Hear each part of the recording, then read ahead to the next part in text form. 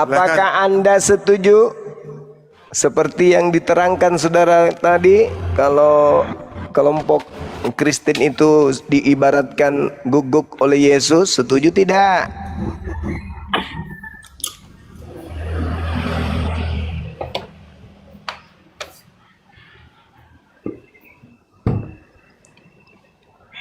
Silakan.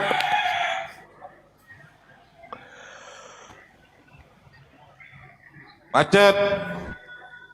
Ini dong.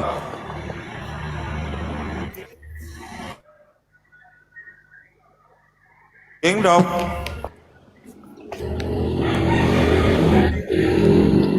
Halo Bang. Ya silakan dijawab. Gerunda itu bertanya. Ya saya baru naik, belum nyimak nih apa yang dibahas. Apakah Anda setuju? Silakan Gerunda.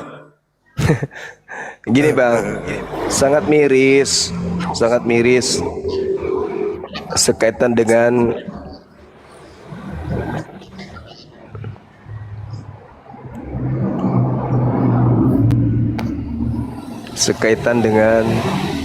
pernyataan Yesusnya bahwa dia diutus hanya kepada domba yang sesat dari umat Israel. Ada kejadian di mana seorang wanita Kanaan datang kepadanya bersungut-sungut minta tolong supaya anaknya disembuhkan. Tapi Yesus hanya mengatakan, usir. Dia mengikuti kita dari tadi dengan teriak-teriak. Tapi ibu itu bersikukuh. Dia tidak ingin anaknya mati seketika itu, sehingga dia bermohon kepada Yesus untuk anaknya disembuhkan. Jadi dari tragedi ini kita melihat betapa Yesus itu tegas dengan poin kedatangannya hanya untuk Bani Israel saja. Tapi ibu itu ngotot. Maka Yesus mengatakan, memberikan pengertian dan penjelasan kepada ibu, maaf ibu, mohon maaf sekali lagi, tidak layak roti yang adalah aku Yesus roti ini diberikan, yang disiapkan untuk Bani Israel itu diberikan kepada anjing. Ibu itu karena merasa dia anjing, dia mengatakan, benar Tuan, tapi bukankah anjing makan sampah yang jatuh dari meja Tuan? Nah, lalu Yesus mengaminkan, Yesus memberikan pernyataan pengesahan terhadap ibu itu yang mengakui dirinya sebagai guguk. Maka terjadi kesepakatan bahwa sampah atau sisa makanan dari Yahudi, yaitu pembuangannya seperti terjemahan-terjemahan kitabnya dan seterusnya, itu bisa dimakan oleh anjing. Nah, Yesus mengiyakan, mereka sepakat. Akhirnya Yesus mengatakan, besar imanmu. Iman yang dimaksud di sini adalah kepercayaan ibu itu bahwa anjing boleh makan sampah dari meja tuannya. Akhirnya anaknya sembuh. Melihat tragedi ini, kejadian ini, Kristen hadir persis sama dengan ibu tadi. Percaya kepada Yesus, cuman Kristen 2 kali lebih daripada ibu tadi, karena Kristen justru percaya kalau Yesus itu adalah Tuhan itu sendiri. Tidak percaya lagi kalau Yesus itu hanya sekedar roti, melainkan Yesus itu adalah si pembuat roti itu sendiri yang menjelma menjadi roti. Nah, bagaimana menurut saudara? Kalau wanita tadi disebut sebagai anjing, berarti apakah Anda rela Anda disebut anjing, bahkan 2 kali lebih jahat daripada anjing oleh Yesus? Silakan.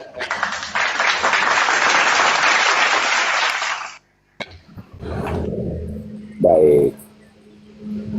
Jadi perlu diketahui oleh 2.800 kurang lebih 3.000 orang yang sedang menyaksikan kita.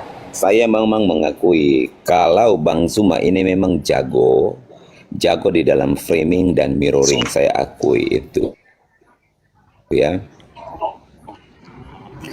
Oke, baik Abang, kalau Abang menelisik itu ya, itu pembicaraan antara Yesus dan perempuan Samaria ini, yang mana perempuan Kanaan ini dia sudah tahu siapa itu Yesus ya, bahwa Yesus itu adalah seorang yang bisa menyembuhkan, bahkan membangkitkan orang mati, yang bisa melakukan berbagai macam mujizat. Sehingga perempuan Kanaan ini melihat Yesus, dia meminta tolong kepada Yesus supaya Yesus menyembuhkan anaknya. Anda berkata bahwa Yesus mengusir, di mana ada ayat kalimat bahwa Yesus mengusir mereka, mengusir perempuan ini? Justru yang menyuruh perempuan itu pergi adalah orang-orang di sekitarnya, murid-muridnya meminta supaya perempuan itu diusir. Yesus tidak mengeluarkan statement, pergilah engkau hai perempuan Samaria, perempuan Kanaan. Ya, tetapi Yesus ketika berbicara dengan perempuan Kanaan ini, Yesus mengatakan bahwa tidak patut roti itu diberikan kepada anjing. Nah, ini luar biasa. Anda sudah framing kemana-mana, tetapi Anda sebenarnya tidak memahami makna dari kalimat itu, ya, dari ayat itu.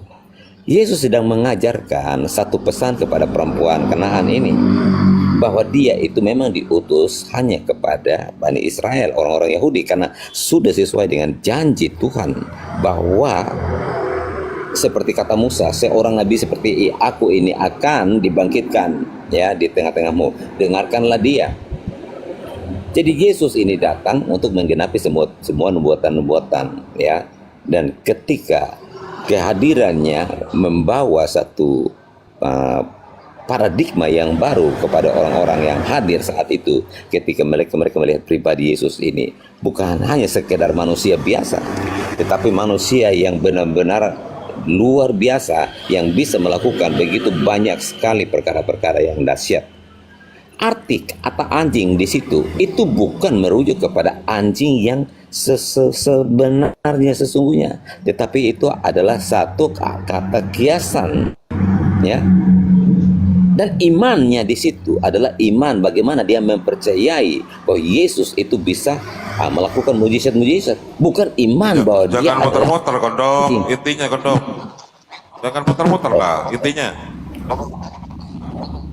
Oke, intinya di situ Bang Suma sedang mirroring dan merasakan bahwa iman perempuan itu adalah bahwa dia itu adalah anjing. Abang Suma, hati-hati dengan mulutmu Bang, ya. Sorry tuh saya aja Abang. Semua perkataan-perkataan Abang itu dicatat oleh Tuhan dan malaikat.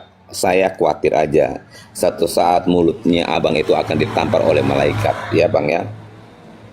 Jadi jangan terlalu sadis Jawabannya mirroring mana? ayat. Dong. Jawabannya mana? Waduh. Oke, jawabannya gini Bang, ya. Bahwa seseorang yang tidak sebenarnya adalah orang kafir, ya, perempuan ini adalah perempuan Kanaan, orang kafir. Tetapi bukti di hadapan Tuhan bahwa Tuhan itu mengasihi semua manusia seperti yang tertulis dalam Yohanes 3 ayat 16. Maka itu Yesus yang melihat iman perempuan Kanaan ini, ya, Yesus memberi apresiasi yang paling tinggi. Bahkan orang-orang Yahudi pun tidak memiliki iman seperti perempuan Kanaan ini. Itu satu pembelajaran bagi kita. Percaya dengan hati, percaya dengan segenap hidup kita bahwa Tuhan itu Tuhan Maha Pengasih, tidak hanya untuk orang-orang tertentu. Makanya ketika Anda melihat mujizat demi mujizat yang Yesus lakukan, Yesus menyembuhkan anak perwira, Yesus menyembuhkan anak perempuan Kanaan, dan orang-orang yang bukan notabene bukan Yahudi, mereka juga mendapat kasih karunia-Nya Yesus, mereka ditolong oleh Yesus. Jadi iman di sini adalah percaya kepada Yesus yang adalah sebagai penyelamat. Kemana dong? Jawabannya dong. Nah, ya sudah jawabannya saya sudah kasih. Oke, baik. Jadi, saudara, saya hanya berlandaskan kepada apa yang tertulis di Bible. Ketika murid-murid datang menyampaikan kepada Yesus, usirlah dia wahai Yesus, wahai guru. Yesus mengikuti enggak? Mengikuti instruksi murid.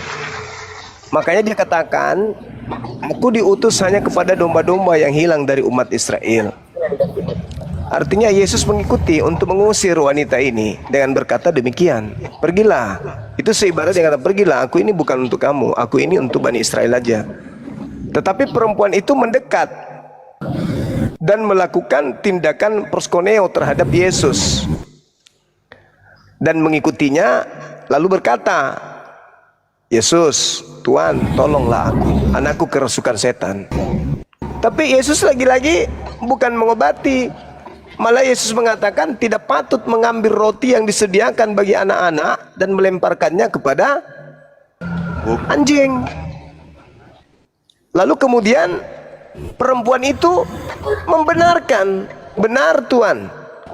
Namun anjing itu makan sampah yang jatuh dari meja tuannya.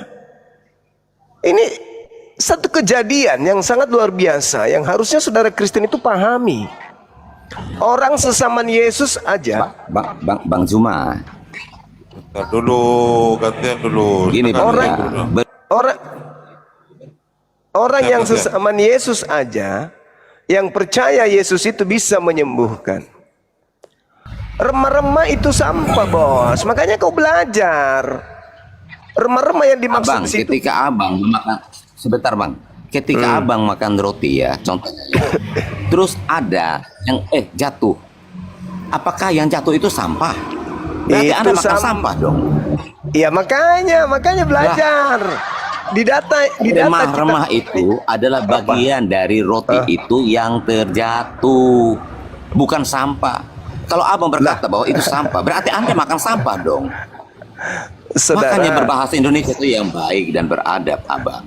saudara, kalau sudah jatuh di meja, Kalau sampah itu sesuatu yang kotor, yang tidak layak dimakan. Tetapi kalau yang jatuh namanya remah-remah itu makanan yang tidak sengaja. Waduh. makanan, serpihan makanan atau Serpihan itu adalah bagian dari makanan yang tidak dengan sengaja jatuh. jatuh Itu jatuh dari meja makan. Oke? Jatuh dari Itu meja bukan makan. sengaja dibuang, abang. Serpihan Remah-remah itu makanan, artinya sisa-sisa ketika makanan dia yang jatuh. bukan itu poinnya. Sisa-sisa makanan yang jatuh itu diidentikan dengan sampah juga boleh. Karena nggak mungkin lagi dipungut oleh orang yang makan di meja yang terhormat, jatuh makanannya, serpihan serbuk-serbuknya jatuh, tulang-tulangnya yang jatuh dari mejanya, masa dipungut lagi untuk dimakan? Gini abang, kalau abang jadi- menarasikan seperti itu, bang, sebentar Jadi- bang, sebentar 1 menit aja. Kalau abang Jadi serpihan yang jatuh dari meja makan itu seperti tulang-tulang, bekas-bekas bungkusan dan seterusnya. Itu tidak bagian dari makanan tuan, majikan. Itu udah dibuang itu. Itu sampah. Dan memang kan anjing makan sampah. Yang merupakan sisa-sisa makanan majikan. Kan itu fakta. Anda mau lari kemana perginya? Kalau Anda berbicara seperti itu, bang, berarti semua manusia di luar Yahudi itu adalah anjing. Oh, Ya, enggak dong. termasuk Anda juga. Enggak dong. Lah. Jangan Lah, Anda. apa? Lalu jangan kenapa kamu Anda mempercayai Isa? Oh, jangan begitu. Sekarang begini, yang datang pada Ketika Yesus Anda pada saat mempercayai Isa yang merujuk kepada Yesus. saya percaya Nabi Isa utusan bagi Bani Israel. Saya tidak datang bersungut-sungut memohon kepada dia untuk selamat. Catat itu. Saya tidak datang kepada dia berdoa kepada Allah dalam nama dia agar misalnya anak saya disembuhkan. Enggak. Ini yang diceritakan di Matius 15 ini. Yesus sudah bertemu langsung dengan wanita Kanaan. Percaya kepadanya. Yesus mengatakan tidak layak roti yang disiapkan untuk anak-anak Bani Israel diberikan kepada anjing. Lalu wanita itu mengatakan apa? Betul Tuhan.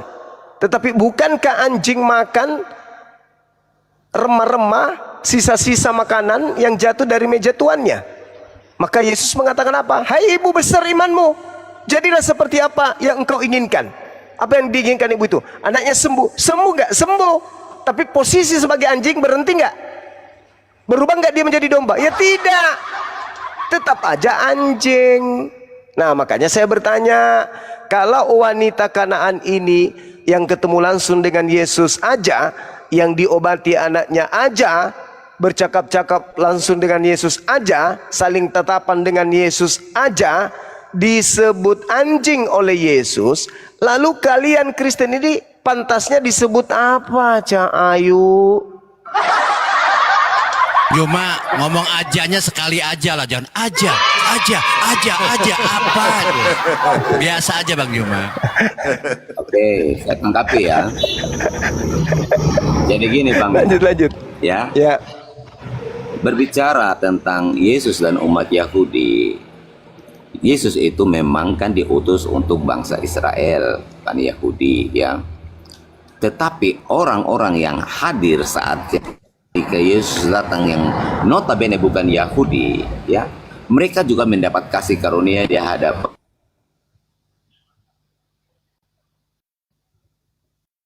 Tuhan. Jadi bukan hanya perempuan Kanaan itu. Ketika Yesus mau datang ke rumahnya, apa kata prajurit itu? Aku tidak layak menerima engkau di rumahku. Sampaikan satu patah dua kata saja maka anakku sembuh. Apa kata Yesus? Jadilah seperti imanmu, ya. Makanya iman di situ mempercayai bahwa Yesus itu sanggup menolong. Yesus itu sanggup bisa melakukan mujizat-mujizat. Bukan Yesus mengiyakan, oh ya kamu anjing, imanmu adalah anjing. Makanya kalau framing itu Bang, jangan terlalu brutal. Hati-hati loh. Sekarang saya minta saya hanya Anda menasihati aja Abang. Sekarang saya minta Anda jujur. Yang diiyakan oleh wanita tadi apa? Ketika Yesus mengatakan, aku diutus hanya kepada domba dan tidak layak roti yang disediakan diberikan kepada anjing. Apa yang dibenarkan oleh ibu itu tadi? Ketika ia mengatakan, benar Tuhan. Maksudnya apa yang dibenarkan di situ? Ungkapan Yesus yang dibenarkan oleh wanita tadi itu yang Baik, mana? Abang, ya. Oke. Baik. Yang Yesus benarkan dari perempuan ini adalah Bukan Yesus, ketika dia berkata ibu itu. bahwa anjing pun Ibu itu membenarkan ucapan Yesus ketika dia mengatakan benar-benar tidak patut roti yang disediakan bagi anak-anak dilemparkan kepada anjing. Lalu ibu itu mengatakan benar Tuhan. Pertanyaan saya, yang dibenarkan ibu itu terhadap ungkapan Yesus itu yang mananya? mendapat bagian daripada anak-anak itu. Inilah kalau sekolah STT. Bagian. Ibu itu mengiyakan bahwa anjing pun mendapat bagian daripada yang dimakan oleh anak-anak. Yesus, dengar. Artinya janji itu untuk bangsa Israel. Oh mama kenapa Tetapi ini makan anjing teman-teman? Yesus tidak berkata begitu. Dengarkan ucapan Yesus dulu. Dengar ucapan Yesus. Dengar. Dengarkan ucapan Yesus dulu. Ini bukan gereja, bukan tempatnya menipu. Dengar, saatnya Anda diwaraskan. Dengarkan. Yesus berkata, tidak patut roti yang disediakan bagi anak-anak dan melemparkannya kepada asu. Jawaban ibu itu kemudian, benar Tuhan. Pertanyaan saya, yang dibenarkan oleh ibu ini terhadap ungkapan Yesus itu yang mananya? Silakan. Apa yang dibenarkan ibu ini dari ungkapan Yesus yang mengatakan tidak pantas roti diberikan kepada anjing? Apa yang dikatakan oleh ibu itu? Benar Tuhan. Apa yang dibenarkan ibu ini terhadap ungkapan Yesus? Silakan. Artinya ungkapan Yesus bahwa roti atau bagian yang dijanjikan itu kepada anak-anak itu tidak boleh dimakan oleh anjing, ya. Yang dibenarkan ibu ini yang mana? Yang dibenarkan ibu ini siapa yang dibenarkan ibu ini, yang ungkapan Yesus yang dibenarkan ibu ini yang mana? Kan Yesus mengatakan tidak patut roti diberikan kepada anjing. Nah, yang dibenarkan ibu, benar Tuhan. Apa yang dibenarkan ibu itu? Artinya bahwa roti itu untuk anak-anak. Bahwa roti itu untuk anak-anak. Ya kan? Artinya yang wajib mendapatkan roti itu adalah yang dijanjikan. Abang, saya sampaikan satu. Korelasinya Anda gini, takut mengakui? Dengarkan dulu juga. Kenapa Anda takut mengakui bahwa ibu itu membenarkan kalau dirinya disebut anjing? Kenapa? Benar Tuan. Benar Tuan. Benar Tuan, aku memang titik-titik G. Kenapa abang ini susah mengakui itu? Apakah Anda sudah merasa kalau Anda itu juga adalah guguk? Sampai Anda tidak mau jujur? Kalau abang mau mirroring seperti itu, Anda juga gugup loh. Iya, Anda iya, bagian dari gugup itu. Oh enggak dong, maaf Ya. maaf sorry. Oke, baik. Korelasinya bang, gini ya, kita diskusi-diskusi yang sehat dan edukatif ya bang ya. Kalau edukatif itu Korelasinya. jujur, kedepankan kejujuran, jangan Oke, pelintir. Baik. Yang suka melintir kan abang. Tidak Yang suka melintir patut Alkitab abang. tidak patut roti dilemparkan yang disediakan untuk anak-anak diberikan kepada anjing. Wanita itu mengatakan, Oke, baik. benar Tuan. Nah, yang Baik. dibenarkan di sini apa? Bahwa wanita di luar Oke. Yahudi disebut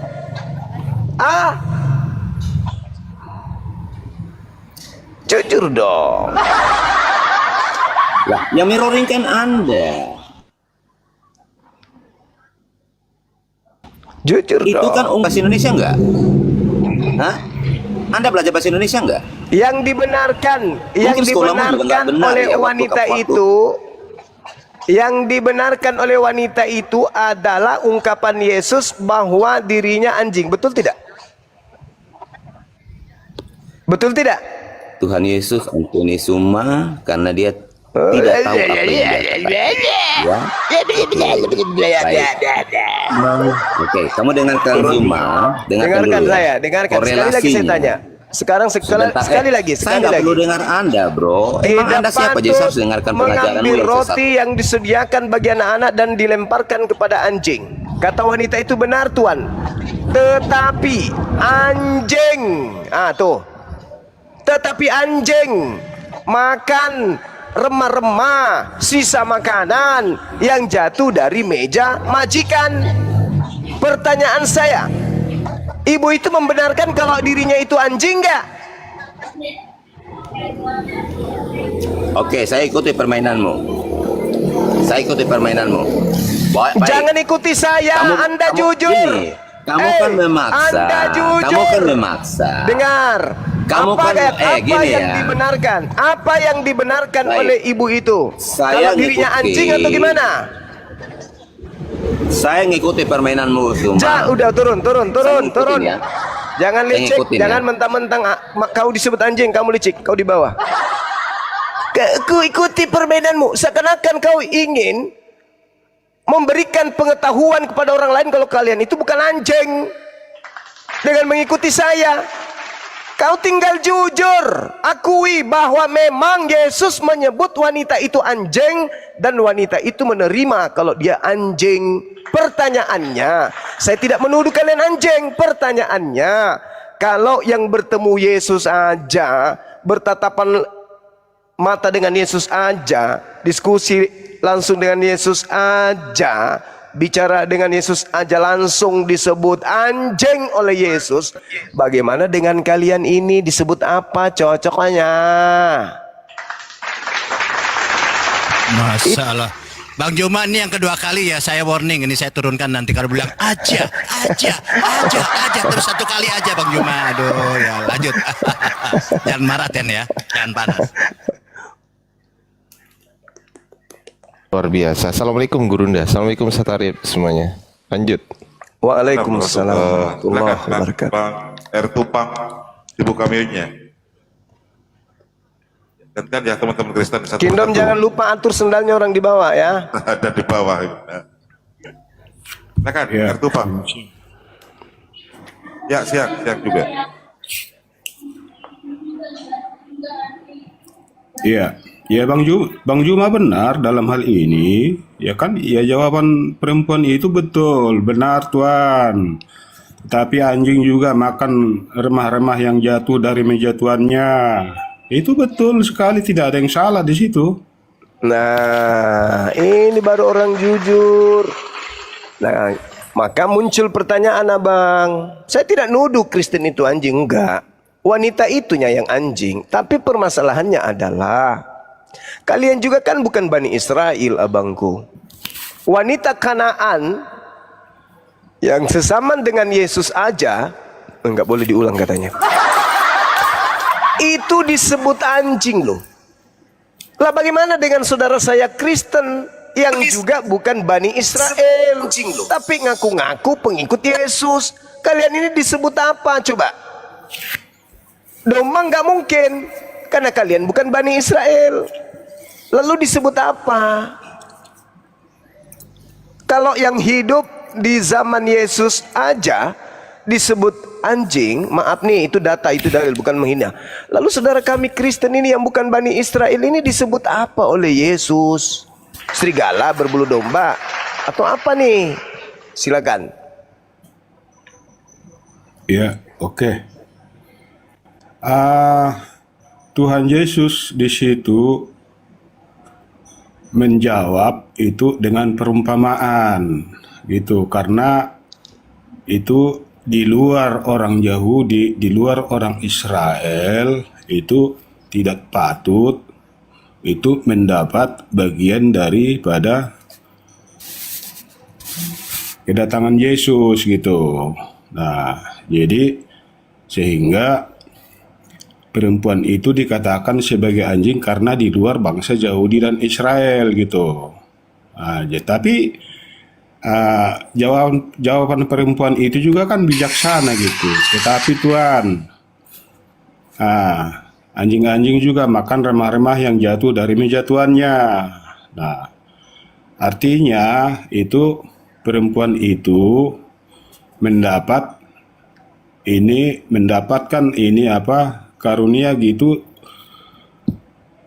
karena memakan remah-remah dari meja tuannya. Begitu pengertiannya. Dan di zaman itu ya kan belum ada Kristen, Bang, belum ada disebut Kristen di zaman itu. Jadi jangan dipukul rata ini kalau itu Yesus menyebut apa kepada umat Kristen. Nah, itu hanya sebagai perumpamaan untuk di luar bangsa Yahudi dan Israel, karena kedatangannya hanya kepada domba-domba yang sesat gitu. Itu perkataan Tuhan Yesus. Begitu Bang Juma. Baik Bang. Iya benar, betul. Sekali lagi saya tidak mengatakan saudara Kristen ini yang disebut di sana, enggak. Karena Kristen memang jauh dari sana dan Kristen bukan Bani Israel. Tapi sekiranya kalian sesaman Yesus dengan keadaan kalian ini, maaf nih teman-temanku, makan anjing, ibadah minggu, tidak bersunat, kemudian menyembah Yesus, menggantikan Tuhannya Yesus dengan Yesus itu sendiri, mengatakan Yesus itu adalah Tuhannya Yesus yang turun dalam keadaan jadi manusia. Kira-kira wanita Kanaan yang hanya sekedar minta anaknya sembuh aja dipanggil anjing, kalian ini disebut apa oleh Yesus? Loh, kok ini tiba-tiba ada ngaku pengikutku, bernubuat pakai namaku, bermujizat pakai namaku, mengusir pakai namaku, tapi tidak bersunat, makan babi, ibadah minggu, kitabnya pula aneh-aneh, ada Roma, ada Galatia, ada Filipi. Ini siapa ini? Sekiranya kalian sesama dengan Yesus dengan pola kekristenan hari ini, wanita Kanaan terbukti dipanggil anjing. Nah, Anda dipanggil apa? Dipanggil domba mustahil. Mana ada domba Bani Israel makan babi, tidak bersunat, ibadah minggu? Enggak ada. Nah, kalian ini kira-kira dipanggil apa? Karena ada satu panggilan yang Yesus simpan untuk mereka yang nyamar-nyamar pengikut, yaitu saligala. Saligala. Ganas. Saligala buas. Itu gelar yang belum ada jelas mengisi posisi itu. Ngaku-ngaku domba, tapi ternyata saligala. Nah, ini gelar ini ditujukan kepada siapa? Kalau wanita non Yahudi yang bertemu Yesus sudah dikasih gelar tuh anjing. Nah, kalau Anda kira-kira apa? Domba nggak makan babi, coy. Kira-kira saudara-saudara saya Kristen disebut apa oleh Yesus? Anda ingin mengatakan domba juga? No, ada sebutan untuk serigala yang disiapkan oleh Yesus. Belum lagi babi, ada lagi tuh Yesus sebut babi. Silakan. Oke. Jadi itu kata domba itu Bang, itu adalah itu kata sifat itu yang penurut gitu. Jadi kata domba itu bukan menyatakan itu sebagai pengikut gitu. Jadi itu kata sifat itu untuk kepatuhan gitu. Nah, kalau domba kan udah tahu lah kita ya kan, bahkan bulu-bulunya diguntingin pun dia kan tetap diam gitu ya kan. Bahkan mau dibawa ke pembantaian juga kan dia tetap diam, tidak memberontak, tidak apa gitu. Itu hanya menyatakan itu lambang kepatuhan Bang, lambang penurut. Itu. Jadi kalau umat Kristen kami disebut apa ya, kami ya jelas-jelas ya disebut ya pengikut Kristus, pengikut Yesus. Tidak ada kalimat yang lain daripada selain itu. Begitu Bang. Oke, saya kasih data Bang ya. Kasih data, tolong dicatat. Yeremia 50:17, Israel adalah seumpama domba. Kalau kita lihat di dalam Yeremia 23 nomor 2, di situ ada kata zon. Zon itu kambing atau kambing domba, anak keturunan Israel. Jadi kambing domba ini adalah anak keturunan Israel. Yeremia 23 nomor 2. S domba betina, Ayil domba jantan. Kemudian yang ditemui Yesus itu bukan hanya satu-satunya kalangan domba, tetapi banyak kalangan domba yang sudah berserak ke seluruh penjuru bumi. Yehezkiel 11:17, Yehezkiel 34:13, Yehezkiel 37:21, Ulangan 33-5, Mazmur 107 nomor 2-3, Yesaya 11:12. Jadi sudah banyak Bani Israel yang berserak ke seluruh penjuru bumi. Sudah banyak domba-domba, yaitu keturunan Yakub, yang berserak ke seluruh penjuru bumi. Tidak pernah digelari non-Yahudi itu sebagai domba. Yang digelari domba hanya keturunan Yakub. Sementara kalian bukan keturunan Yakub, ngaku-ngaku domba. Ngaku-ngaku domba tapi bukan keturunan Yakub, itu namanya saligala. Kalau bukan saligala, salipuding. Itu fakta, itu real. Tidak bisa kita pungkiri. Bagaimana mungkin yang bukan kambing ngaku kambing, bukan domba ngaku domba? Itu nggak bisa. Karena kenapa? Terikatnya Bani Israel sebagai domba itu tidak pernah diberikan gelar itu kepada Bani yang lain. Israel nama lain daripada Yakub. Bani Israel Bani Yakub. Bani Yakub, Yakubnya sendiri disebut domba. Berarti anak-anaknya disebut anak domba. Kalau bukan anak Israel, anak Yakub mengaku domba, itulah serigalanya. Mungkin saudara boleh mengaku di hadapan kami umat Islam ini, kami domba loh, boleh, boleh. Tapi ketika Yakub datang, apakah kalian masuk dalam garis keturunan? Ketika Yesus datang, apakah kalian masuk dalam kategori domba? Kalian makan babi, kalian ibadah minggu, kalian tidak bersunat, kalian menyembah Yesus, kalian kitabnya lain daripada kitabnya Yesus. Apakah kalian domba? Tidak. Tapi kalian adalah yang ngaku-ngaku domba alias serigala. Itu fakta Bang, itu fakta. Jadi yang ingin menyamakan dirinya dengan Bani Yakub bukan Islam, bukan Hindu, bukan Buddha, bukan ateis, bukan Yahudi. Tapi mereka yang mengatasnamakan diri mereka pengikut Kristus. Itu fakta saudaraku. Semakin Anda mengaku pengikut Yesus, semakin pengikut, semakin lincah kalian ini, semakin licin kalian ini nyamar domba. Itu fakta Bang, itu fakta. Silakan. Kocak ini Bang Juma ini. Oke. Iya, itu betul sekali kata abangnya kan. Itu memang itu domba-domba itu memang sudah tercerai-berai ya kan ke seluruh dunia gitu. Jadi ya memang begitu. Ini apa bunyi ayatnya gitu. Jadi ini kalau saya teruskan ini di ayat 3-nya gitu. Dan aku sendiri akan mengumpulkan sisa-sisa kambing dombaku dan segala negeri Yeremia kemana 23 aku itu. mencerai-beraikan mereka. Nah, dia mencerai-beraikan kan itu Allah itu sendiri yang mencerai-beraikan. Bani Yakub jadi kan? dikumpulkan kembali. Nah, dan aku akan membawa mereka kembali ke padang mereka. Bani Mereka Israel akan kan? berkembang biak dan bertambah banyak. Iya betul. Ya, aku nggak salah sih untuk ini. Ya.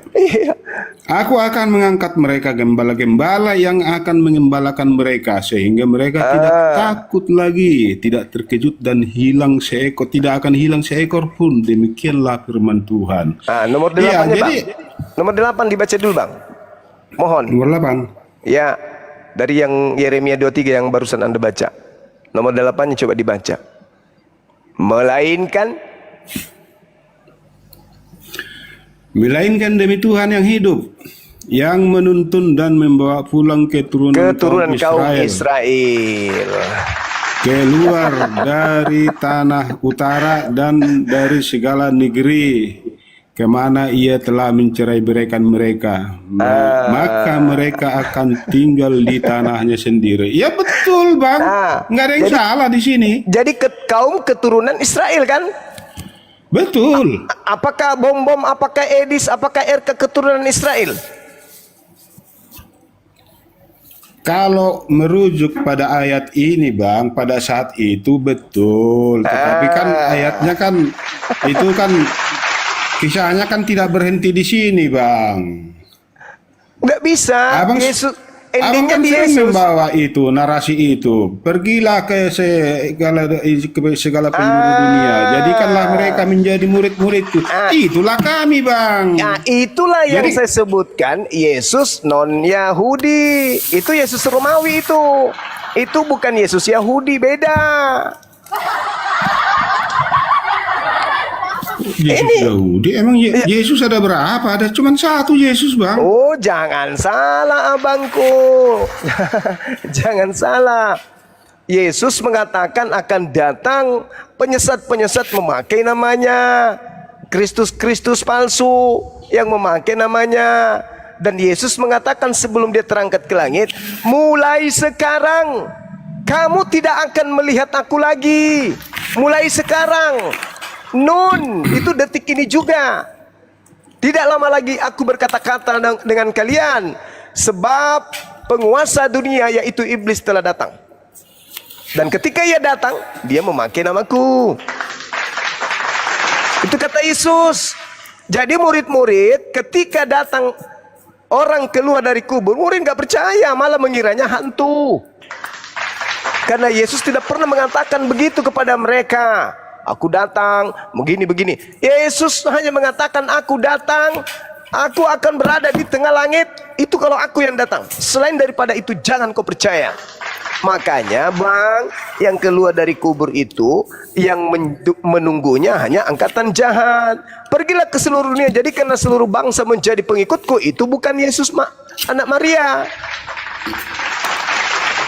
Itu Yesus lain. Pengikut Yesus lain inilah yang disebut serigala berbulu domba. Itu fakta Bang. Itu fakta. Betul sekali. Iya. Jadi Abang udah sangat pasti sekali ini mengenai Alkitab ini. Jadi cuman sayangnya ini Abang selalu dipelintir di ujungnya gitu. Saya lagi yang memelintir. Hebat kali Bang. Iya. Gak ada yang salah dari narasi Abang itu. Betul semua gitu. Cuman di ujungnya ya saya yang dipelintir gitu. Nah, sekarang begini abangku. Sekarang begini. Setahu Anda, tahun 33 Yesus berkata, mulai sekarang kalian tidak akan melihat aku lagi. Betul. Lalu siapa yang keluar dari kubur? Yang dilihat oleh murid-murid? Ya itu maksudnya dia memberitakan Anda yang dia itu melintir, kan? akan Anda yang memelintir, bukan saya. Iya, itu maksudnya kan dia kan waktunya sudah genap, dia akan naik ke surga. Itu maksudnya. Abangku. Yesus itu sudah mengatakan mulai sekarang, perjamuan terakhir loh itu. Perjamuan terakhir. Iya, Tinggal setelah sesaat Yesus lagi. bangkitkan, setelah Oh, itu- Yesus bangkitkan cuma 40 hari dia ada di dunia ini. Setelah itu baru abangku terangkat ke i- atas. Kesalahan abangku itu di situ. Di mana? Murid-murid sudah kehilangan guru ketika huru-hara penangkapan itu terjadi. Sampai sang guru mengatakan, bangunlah, berjaga-jagalah, berdoalah supaya kalian jangan disesatkan. Alamak, Betul. Huru hara Betul kata Yesus seperti itu. huru-hara itulah ajang perpisahan antara Yesus dan muridnya. Sehingga murid pada pulang tuh, ada yang kembali jadi nelayan, ada yang sehingga kabar burung yang ia dengarkan tentang gurunya sudah meninggal, udah lepaskan, innalillahi wa inna ilaihi rajiun. Selayaknya orang yang sudah ditinggal meninggal, tidak ada harapan bahwa dia akan kembali dalam waktu dekat, nggak ada. Tiba-tiba saja ada pemberitaan datang, mayat gurumu hilang loh. Apa kata mereka? Coba kita lihat dalam Lukas 24 nomor 9. Mereka tidak percaya, mereka mengatakan di data nomor 11-nya, dia menganggap bahwa itu omong kosong, nggak mungkin. Nggak mungkin yang sudah mati hidup kembali, nggak mungkin, dia udah pergi. Kami nggak percaya, itu omong kosong, nggak mungkin itu terjadi. Meskipun demikian, di data nomor 12-nya, meskipun demikian, Petrus pagi-pagi sekali ke makam tersebut, dan benar dia tidak menemukan Yesus atau mayat, melainkan hanya menemukan kain kafan, lalu berkata di dalam hatinya, apa kata Petrus? Apa yang sedang terjadi ya? Kenapa dia bertanya dalam hatinya? Karena memang Yesus tidak pernah memberikan tanda kalau dia akan keluar lagi dari kubur hari ketiga, nggak ada. Makanya dia nggak percaya, Iya, murid-murid nggak percaya. betul. Jadi abang, yang keluar dari kubur itu bukan Yesus. Jadi siapa yang keluar? Itulah sang penyesat. Ingat bang, ingat. Di dalam KPR 2 nomor 29, 30, 31, 32, 33, Petrus berkhotbah Yesus yang dinubuatkan oleh Daud, jasadnya tidak mengalami kematian, jasadnya tidak ditinggal di dunia orang mati, dan jasadnya diangkat langsung oleh tangan kanan Elohim. Sehingga kata Petrus, yang terlanjur kau salibkan ini dilantik, dibuat menjadi Tuhan untuk kalian oleh pencipta langit dan bumi. Makanya dia keluar tuh. Dia keluar dari kubur atas perintah Tuhan langit dan bumi, supaya mampu menyesatkan orang-orang jahat, agar orang jahat menjadikan dia sebagai Tuhan. Memang Tuhan sengaja membangkitkan pengganti Yesus untuk dituhankan bagi orang jahat.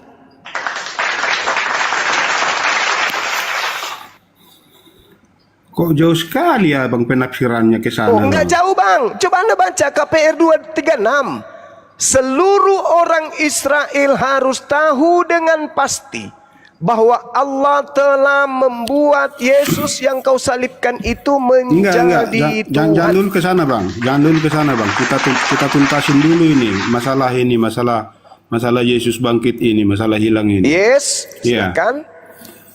Tetapi pagi-pagi benar pada hari pertama minggu itu mereka pergi ke kubur membawa rempah-rempah yang telah disediakan mereka. Ya. Mereka mendapati batu sudah terguling dari kubur itu. Dan Ya. setelah masuk mereka tidak menemukan mayat Tuhan Yesus. Iya. Sementara mereka berdiri temangu-mangu karena hal itu, tiba-tiba ada dua orang berdiri dekat mereka. Di dalam memakai kan? Di pakaian dalam yang gua itu kan? berkilau-kilauan. Sabar bang, itu di dalam goa kan? Dua malaikat ini di dalam goa kan bang? Iya kan, dan setelah di dalam mereka goa. masuk, mereka tidak menemukan mayat Tuhan Yesus. Ya Tetapi tentu ada di dua dalam malaikat. gua. Di dalam goa Nah, kan? Ada dua malaikat Sementara kan? mereka termangu-mangu karena hal itu, tiba-tiba ada dua orang berdiri dekat mereka. Betul, di dalam gua. Di dalam goa. Memakai Itu malaikat. pakaian yang berkilau-kilauan. Oke. Oke, Mereka terus? sangat ketakutan dan menundukkan kepala. Tetapi kedua orang itu berkata kepada mereka, "Mengapa kamu mencari dia yang hidup di antara orang mati? Nah, betul kata malaikat itu. Sekarang Ia tidak ada di pertanyaannya, sini. abangku, Ia telah bangkit. Ingatlah apa yang dikatakannya kepada kamu ketika ia masih di Galilea. oke, pertanyaannya sekarang, dari mana diketahui kalau itu malaikat? Bukankah iblis dilemparkan ke goa-goa yang gelap? Malaikat yang memberontak kepada Tuhan dilemparkan ke goa-goa yang gelap. Dari mana penulis tahu kalau itu malaikat? Nah, betul. Jadi, disinilah ini kekeliruan abang. Tuhan Yesus kan bukan dikubur di goa, bang. Tuhan Yesus itu dikubur di batu yang sudah dipahat. Itu Dipahat berbentuk itu goa, menjadi abangku. kuburan. Abang, apakah mungkin rasional enggak? Ada 2 malaikat di dalam, ada beberapa Maria di dalam. Maria Yakobus, Maria Salome, Maria Magdalena, Nikodemus, Yusuf Arimatea, pada masuk ke dalam kubur.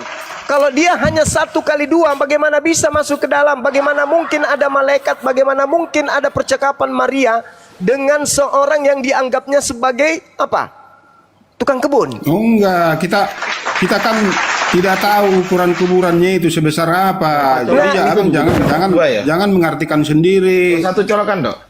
Itu berbentuk goa, bang, karena tidak mungkin liang kubur banyak orang di dalam. Mereka masuk, mereka membuka noise, mereka membuka kemudian Bang Ardi noise. membuka kemudian pintu kuburan itu dan menemukan beberapa orang di dalamnya. Kita temukan beberapa orang di dalamnya. Itu kan fakta, itu real. Sehingga ketika mereka datang ke makam tersebut, ke goa tersebut, mereka tidak menemukan. Mereka temukan siapa-siapa. Bahkan yang mereka temukan malaikat. Sedangkan nubuatan yang ada, cerita yang ada di 2 Petrus 2 1 sampai 4, malaikat-malaikat itu dilemparkan turun kemana? Ke goa-goa yang gelap. Ingat nubuatan Yesus? Apa kata Yesus? Mulai sekarang dunia dihakimi dan penguasa dunia akan dilemparkan keluar. Keluar dari mana? Keluar dari tempat di mana ia dibuang, yaitu dari kubur, dari goa. Maka keluarlah dia dari goa. Siapa? Malaikat gelap. Lalu Yesus juga memberikan nubuah. Angkatan jahat ini minta 1 tanda, dan tidak diberikan tanda selain tanda Yunus. Sebab Yunus keluar dari perut ikan, begitu juga anak manusia ini keluar dari perut bumi. Itu tanda untuk angkatan jahat. Matius 27, di situ juga imam-imam mengatakan bahwa si penyesat ini pernah berkata bahwa dia akan bangkit pada hari ketiga. Suruhlah prajurit untuk menjaga makamnya, sebab kalau tidak, sangat boleh jadi murid-muridnya akan datang mencuri mayatnya, lalu mengatakan kepada rakyat bahwa gurunya bangkit. Dan kalau itu terjadi, maka penyesatan yang terakhir lebih apa di situ dibilangnya? Penyesatan yang terakhir lebih dahsyat penyesatannya. Dibandingkan penyesatan yang pertama. Maka dan jikalau mungkin mereka akan menyesatkan ini apa? Yang hamba-hamba Tuhan gitu. Menyesatkan bukan dengan pola yang diceritakan oleh gereja mula-mula. Yesus bangkit dari kubur untuk menebus dosa-dosa manusia. Itu adalah penyesatan yang lebih dahsyat daripada penyesatan yang pertama. Ya, betul. Nah, itu dia. Tapi itu belum terjadi, Bang. Itu belum terjadi. Jadi yang selama ini Anda ajarkan bahwa dosa-dosa manusia sudah ditebus dengan bangkitnya Yesus dari kubur itu apa? Iya, penyesat yang itu yang mengaku-ngaku Tuhan Yesus yang dapat melakukan tanda-tanda mujizat itu belum terjadi, Bang. Itulah yang keluar dari kubur. Yang mati disalib untuk dosa-dosa kalian, yang datang kepada Paulus mengajarkan penebusan dosa dengan cara mengimani dia sebagai Tuhan langit bumi, turun ke bumi, mati untuk dosa-dosa para penjahat. Itu kan pikiran abang sendiri itu. Mana ada dalilnya itu, Bang? Loh, tidak bisa. Anda baca di dalam pengajaran Yesus di Matius 24 nomor 15. Apabila engkau melihat sang pembinasa keji duduk di tempat yang kudus seperti yang telah dinubuatkan Nabi Daniel. Apa yang dinubuatkan Nabi Daniel? Pembinasa keji ini membatalkan hukum-hukum, membatalkan kemudian kurban hari-hari, dan juga melawan perkataan yang maha tinggi. Baca Daniel 7:25, Daniel 11:31 dan seterusnya. Itulah faktanya. Makanya kebangkitan Yesus itu menurut ahli Taurat di Matius 27 adalah alat yang dipakai untuk menyesatkan manusia, lebih dahsyat daripada penyesatan iblis mengeluarkan Adam dari Ganbi Eden. Kenapa bisa saya katakan begitu, Bang? Dengarkan saya. 1 menit paling lama. Ketika Adam berhasil dijatuhkan oleh iblis, Adam dilemparkan Tuhan ke dunia. Apakah dia sudah neraka? Belum. Masih ada potensi untuk bertobat. Tapi ketika iblis menjatuhkan manusia untuk menyembah kepada makhluk yang keluar dari kubur dan mati dalam iman itu, maka dia dilemparkan ke dalam neraka selama-lamanya. Maka dikatakan penyesatan yang terakhir ini tentang kebangkitan ini lebih dahsyat penyesatannya daripada penyesatan yang dilakukan iblis terhadap Adam yang Tuhan lemparkan kemudian mereka keluar dari surga. Kenapa? Adam dilemparkan keluar, masih ada kemungkinan untuk bertobat. Tapi ketika orang-orang diajarkan untuk mengimani Yesus, Tuhan turun ke bumi, mati, dibunuh, bangkit hari ketiga, mereka yang percaya itu mati masuk neraka kekal selama-lamanya. Itu fakta, itu real. Penyesatan yang kedua itu yang terakhir itu lebih dahsyat. Kata Matius 27. Silakan Anda renungkan. Saya hanya membacakan terserah data. Bang lah. Tapi kalau saya bilang itu kan belum terjadi, Bang. Ya kan itu masih nubuatan itu. Jadi itu nanti pada akhir zaman itu baru akan muncul itu penyesat itu yang dahsyat itu. Begitu, Bang, pengertian kami, Bang. Saudaraku, boleh sah-sah saja, silakan. Tetapi faktanya adalah Yesus mengatakan apa? Angkatan jahat ini, orang-orang jahat ini, siapa? Ahli Torah, orang Farisi. Ya. Apakah ahli Torah orang Farisi adanya di akhir zaman? Kan tidak, Bang. Adanya di zaman Yesus. Dan Yesus mengatakan, angkatan jahat ini tidak akan diberikan tanda selain tanda Yunus. Sebab Yunus 3 hari dalam perut ikan, begitu juga anak manusia akan berada dalam perut bumi selama 3 hari. Ini tanda untuk siapa? Orang Farisi kan? Ahli Taurat kan? Kapan itu? Ya zaman itu, Bang. Kapan kebangkitan anak manusia? Zaman itu, Bang. Kenapa akhir zaman? Betul, kalau itu sih ya memang zaman itu. Nah, nubuatannya itu maksud saya itu nanti pada akhir zaman gitu.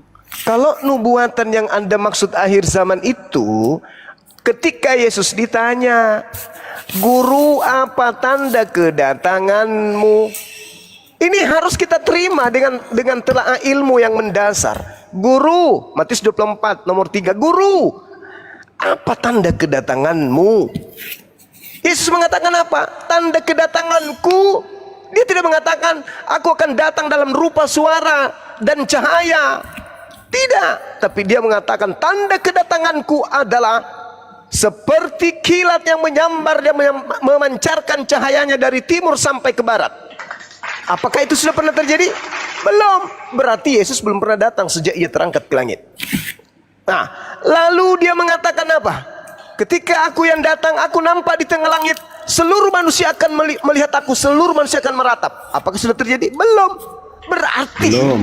Berarti yang datang kepada Paulus, yang datang kepada Ananias, yang keluar dari kubur, yang datang di Pulau Patmos, sungguh bukan Yesus. Jangan kau percaya.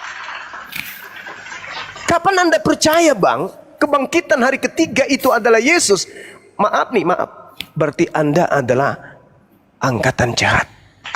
Angkatan jahat ini minta tanda, dan tidak akan diberikan tanda sedikit pun kepada angkatan jahat selain kebangkitan anak manusia pada hari ketiga. Ayo. Sekarang di mana posisi Anda? Kalau kami umat Islam, Al-Quran surah As-Zukhruf ayat 61, Matius 24 nomor 27 sampai 33. Itu pantas kami terima bahwa kedatangan manusia yang tadinya ingin disalibkan itu datangnya bersama dengan tanda-tanda akhir zaman. Sedangkan kalian, datangnya anak manusia ini tanda-tandanya adalah keluar dari kubur. Itu tanda untuk angkatan jahat. Saya simpulkan, tanda untuk angkatan jahat anak manusia keluar dari kubur, di tengah-tengah kuburan. Sedangkan tanda untuk orang benar, anak manusia akan tampil di tengah-tengah langit. Berbeda. Oke, pertanyaan saya sekarang ini buat Bang Juma nih. Silakan. Ya. Setelah Yesus bangkit dari kubur, dia menampakkan diri di dunia ini selama 40 hari lamanya gitu. Dan ini berkumpul dengan murid-muridnya dan ini apa? Dan berbicara dengan murid-muridnya. Itu siapa itu? Oke, baik Bang. Saya kasih data kepada Abang di data Matius 23. Kalau Anda bertanya itu siapa? Kita lihat bagaimana Yesus mengutuk Bani Israel, keturunan mereka. Sampai Yesus mengatakan apa? Pesan terakhir, ungkapan terakhir, luapan terakhir Yesus. Setelah dia disiksa, teraniaya, diasingkan, diusingkan, dan dipusingkan oleh umatnya sendiri. Apa kata dia? Yerusalem, Yerusalem, engkau yang membunuh nabi-nabi dan melempari dengan batu orang-orang yang diutus kepadamu. Berkali-kali aku rindu mengumpulkan anak-anakmu sama seperti induk ayam yang mengumpulkan anak-anaknya di bawah sayapnya. Tetapi kalian tidak mau. Lihatlah, rumahmu ini akan ditinggalkan dan menjadi sunyi. Dan aku berkata kepadamu, mulai sekarang kamu tidak akan melihat aku lagi, hingga kamu berkata, diberkatilah dia yang datang dalam nama Tuhan. Mulai sekarang kau tidak akan melihat aku lagi. Lalu Anda mengatakan setelah itu dia masih dilihat 40 hari 40 malam. Bagaimana bisa kontradiksi? Justru ketika awal bencana dimulai adalah ketika tanda untuk angkatan jahat ini berlaku. Kan tadi tanda angkatan jahat, Bang. Jadi angkatan jahat minta tanda, tidak diberikan tanda kepada angkatan jahat selain anak manusia keluar dari kubur. Setelah anak manusia ini keluar dari kubur sebagai tanda angkatan jahat, yang percaya siapa, Bang? Bani Israel? No, murid-muridnya tidak percaya. Kalaupun ada yang percaya, apa kata Yesus? Mereka, dia, sang Kristus palsu, melakukan tanda-tanda dahsyat, mujizat, kekuatan-kekuatan, sekiranya mungkin menyesatkan murid-murid pilihan juga. Matius 24:24. Camkanlah, aku telah mengatakannya kepadamu untuk yang kedua kalinya, bahwa apabila ada orang mengaku bertemu dengan aku di padang gurun, bertemu dengan aku di bilik, jangan kamu percaya. Ingat ketika Yesus tiba-tiba muncul di bilik minta ikan kering, ikan goreng. Ingat kata Yesusnya, jangan kau percaya. Kalau ada yang datang kepadamu minta madu, minta ikan goreng, minta pinjaman, minta celana, jangan kau percaya, itu bukan aku. Tiba-tiba munculkan Shalom Alaikum. Mereka kaget dan ketakutan sebab mengira melihat hantu. Murid-murid kaget. Sehingga orang itu mengatakan apa? Ada apa dengan kalian? Aku ini Yesus loh. Lihat tanganku, rabalah aku, inilah kakiku. Orang-orang tidak percaya, murid-muridnya masih ragu. Bagaimana mungkin? Guru kita bukannya sudah dibunuh? Kok bisa ada tiba-tiba di sini? Mereka ragu. Sehingga oknum itu mengatakan apa? Adakah di antaramu yang memiliki makanan? Dikasihlah mungkin ikan goreng. Lalu dia bertanya, apakah kau masih heran? Apakah engkau masih ragu? Apakah hantu makan ikan goreng? Katanya, hantu tidak makan ikan goreng, berarti aku ini adalah gurumu. Percaya sama aku gurumu. Ada yang percaya, ada yang ragu, ada yang ragu. Karena kenapa? Ini bukan Yesus. Yang keluar ini bukan Yesus dari kubur. Nah, apa pola sederhananya, Bang? Yang mengajarkan kekristenan, yang mengajarkan Katolik Protestan di Nusantara ini bukan Bani Israel. Artinya apa? Ada tongkat estafet yang terputus antara pengajaran si mayat yang bangkit pada hari ketiga, nyebrang sampai Roma Yunani, tidak diajarkan oleh orang-orang yang percaya kepada Yesus, melainkan antikristus yang dilantik padanya orang yang keluar dari kubur sebagai Tuhan, mengajarkan kepada Bani di luar Bani Israel untuk menjadi pengikutnya. Baca kisah para rasul 17, 14, bagaimana Paulus in the gang sampai ke Roma, sampai ke Athena mengajarkan tentang manusia yang bangkit dari kubur ini untuk nebus dosa-dosa orang Roma dan Yunani. Nyebrang sampai ke kerajaan Belanda, nyebrang sampai ke Jerman, nyebrang sampai ke Inggris, Portugis, lalu kemudian nyebrang sampai ke Nusantara melalui penjajahan. Tidak ada Bani Israel yang turun secara akademik dari sinagoge-sinagoge yang ada, dari Mikdas yang ada di Yerusalem, yang meneruskan kemudian perjalanan sampai ke Indonesia mengajarkan tentang kekristenan. Tidak ada. Yang ada adalah Barat yang datang ke Indonesia, yang setelah menerima tanda-tanda angkatan jahat kepada mereka, yaitu mengajarkan bahwa ada manusia suci dari tengah-tengah Yahudi yang bangkit untuk dosa-dosa mereka. Mereka kemudian merangkul itu, menerima itu, tidak ragu, sebab mereka masih bisa pesta minggu, mereka masih bisa pesta babi, mereka tidak mesti juga potong kuluk dan mati langsung masuk surga. Makanya mereka menerima ajaran itu. Tapi apakah, sekali lagi, apakah Bani Israel yang datang mengajarkan itu kepada kita? Tidak. Sinagoge hari ini masih bersih dari ajaran-ajaran Paulus. Sinagoge hari ini masih bersih dari ajaran Katolik. Sinagoge hari ini tidak ada kitab perjanjian baru di dalamnya. Dua agama yang berbeda, dengan Tuhan yang berbeda, dengan kitab suci yang berbeda, dengan nabi yang membawanya pun berbeda. Itu fakta. Islam datang sebagai pemutus tali mata rantai penyesatan dunia oleh oknum palsu yang mengaku Yesus. Islam diutus. Ketika roh kebenaran itu datang, maka dia akan menginsapkan dunia akan dosa. Kenapa menginsapkan dunia akan dosa? Sebab sudah lebih 6 abad ajaran dosa, yaitu menyembah selain daripada Tuhan, dan menyembah kepada makhluk yang keluar dari kubur, itu dihentikan dengan datangnya orang suci yang membawa 10.000 pasukan untuk melumpuhkan kemudian seluruh hukum-hukum jahiliyah yang ada di atas muka bumi. Ulangan 33 nomor 2. Ketika ia datang dari gurun Paran, di tangan kanannya terdapat hukum obor api yang menyala-nyala untuk membumi hanguskan seluruh hukum jahiliyah di muka bumi. Itulah api apologet Islam Indonesia hari ini. Silakan. Ya. Oke. Hebat sekali Bang narasinya Bang.